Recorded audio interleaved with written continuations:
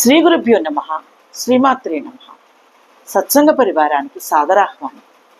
జగన్మాత అనుగ్రహంతో ఈరోజు మనం జగద్గురువులు శ్రీ శ్రీ ఆదిశంకరాచార్య విరచిత సౌందర్య లహరి స్తోత్రములోని 27వ శ్లోకాన్ని సూక్ష్మంగా తెలుసుకునే ప్రయత్నం చేద్దాం.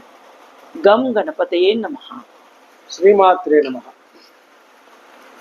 జపో జల్ప శిల్పం సకలమపి ముద్రా విరచన గతి ప్రాదక్షిణ్య క్రమణ అసనాజ్యాహుతి విధి ప్రణామ సంవేశ సుఖమఖిలమాత్మార్పణ దృశా సపర్యాపర్యాయ సవభవతు యన్మే విలసితం. శ్రీమాత్రే నమః. అకారాదిక్షకారాంతాం ఆద్యాం ఆనందరూపిణీం అఖిలార్థప్రదాం దేవీం నమామి జగదంబికాం. ఆచార్యులు వారి భావన ఈ శ్లోకంలో, అమ్మా, నేను నోటుతో పలికే పలుకులు నీ మంత్రములు, నేను కదిలించే హస్త విన్యాసములు నీకై సమర్పించే ముద్రలు, నా పాదములతో నేను చేయు కదలికలు నీ ప్రదక్షిణములు, నా శరీరం మొత్తం చేయు నా అంగభంగిమలు.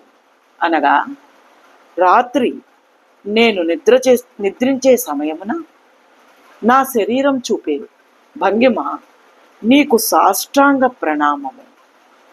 నేను గ్రహించే అన్నపానాదికములు నీకు చేసే హోమము మరియు ఆహూతులు, నాకు కలిగించు శబ్ద స్పర్శ రూప గంధాదికముల ద్వారా నాకు కలిగించే సుఖకరమైన అన్నియు నీకు నా సర్వ విశేషములు అయి ఉన్నవి.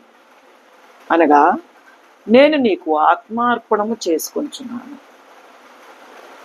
ఇక ఈ శ్లోక అంతరార్థమేమనగా, దేవతారాధన 2 రకములు. 1 సమయాచారము, 2 కౌలాచార్యం. సమయాచారం అనగా ఎల్లప్పుడూ మానసికంగా నేను అనే అహం తీసివేసి పరిపూర్ణంగా భగవత్ అర్పితమైన భావనలు కలిగి బ్రహ్మైక స్థితిలో ఉండటం. లలితా సహస్రనామంలోని అంతర్ముఖ సమారాధ్య అని.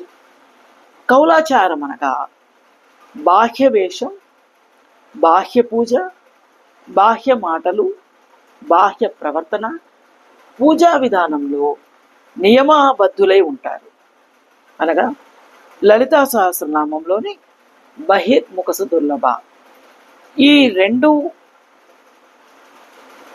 వాక్యాలు అనగా అంతర్ముఖ సమారాధ్య, బహిర్ముఖస దుర్లభ అనునవి 2 కూడా 8 అక్షరముల నామములు, కలిసి 16 అక్షరములు. గృహస్థులు ఎప్పుడు సమయాచారంతోనే ఉండాలనే ఈ శ్లోకం ద్వారా ఆచార్యులు వారు మనకు తెలియజేసి ఉన్నారు. జగన్మాత అనుగ్రహం మనందరి మీద కలగాలని. శ్రీమాత్రే నమః.